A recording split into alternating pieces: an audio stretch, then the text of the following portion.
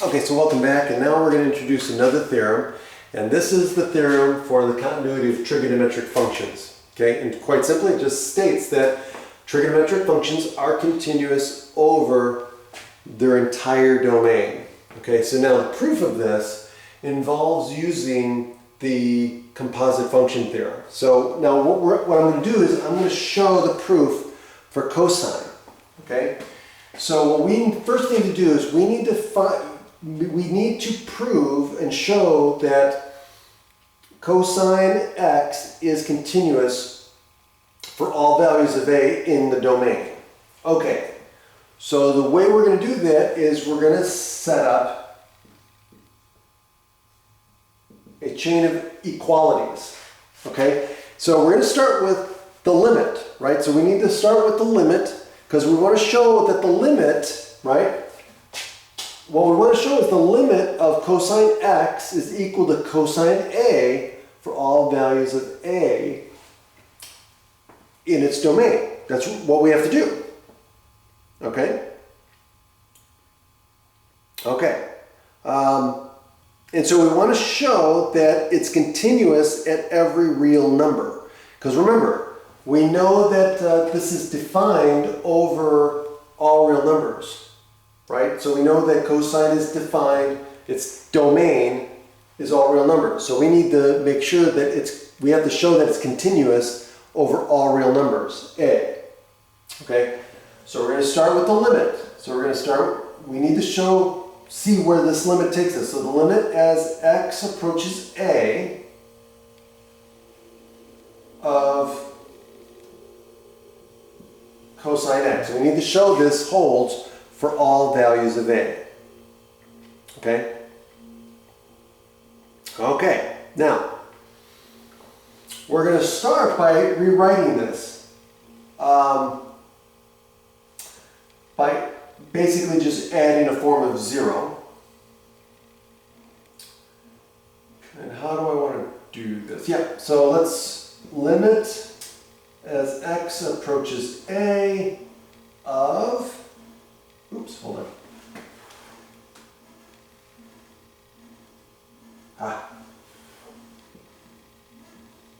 Cosine of x minus a plus a. Yeah, that's what I want to do. Now,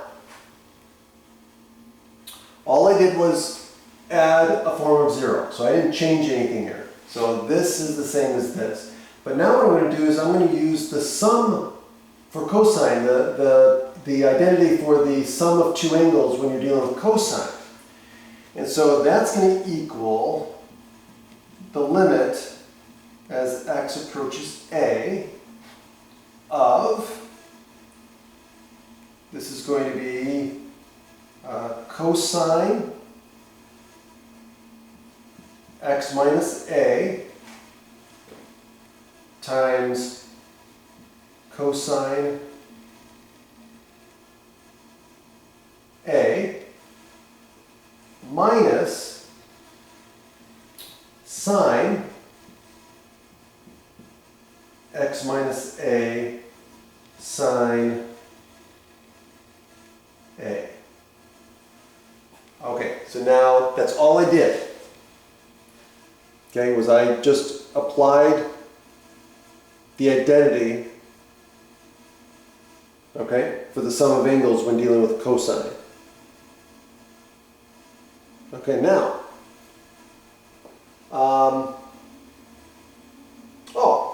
now,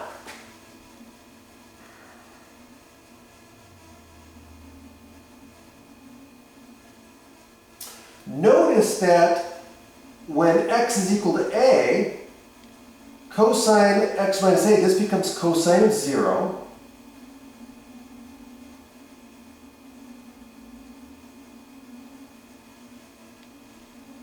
And this becomes sine of 0, right?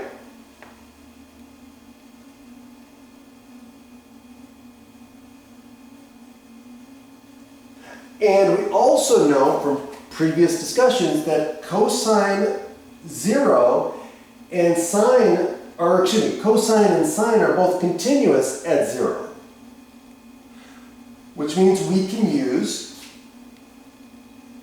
the composite function theorem. So let's do this. So this is going to be limit as x approaches a, and this is going to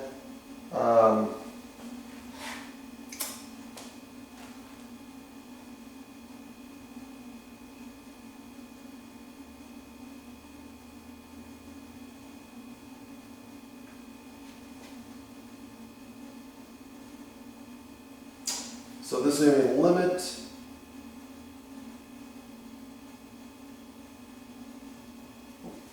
let me do this. Let me do another line here. So this will be, excuse me,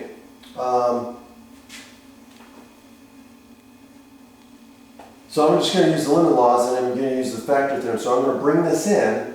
So this is going to end up being equal to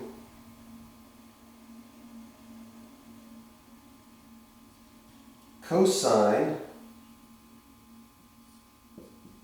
of the limit as x approaches a of x minus a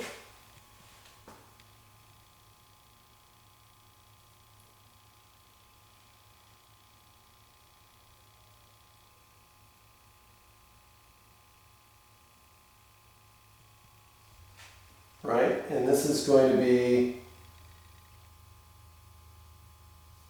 this is going to be cosine A, right? The limit laws is just going to be constant, so this is going to be this. This, the limit is this, is just going to be 0, right? So that means you're just going to get cosine 0 here. Okay, so you get cosine 0 times cosine A minus, here you're just going to get sine of the limit as x approaches a of x minus a times sine of a, right? Again, it's just constant, so the limit of this is just going to be sine a. This is going to be 0, so you get sine 0, right? So what do you end up getting? You get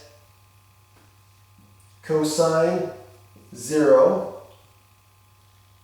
cosine A minus sine 0 sine A.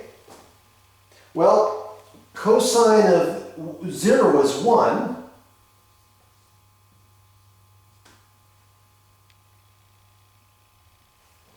Sine of 0 is 0.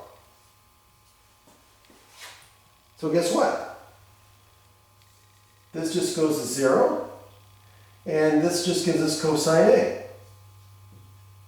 And we're done. And we just showed that cosine is continuous for all values of A, all real numbers A. Now similarly, here's the thing. I can do the same or an analogous proof for sine. I'm not going to do that.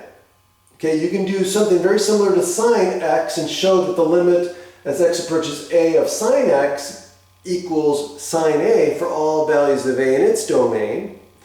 And then for all the other trig functions, you basically are going to use the quotient limit law because all the other trig functions become a ratio or a quotient of sine and cosine.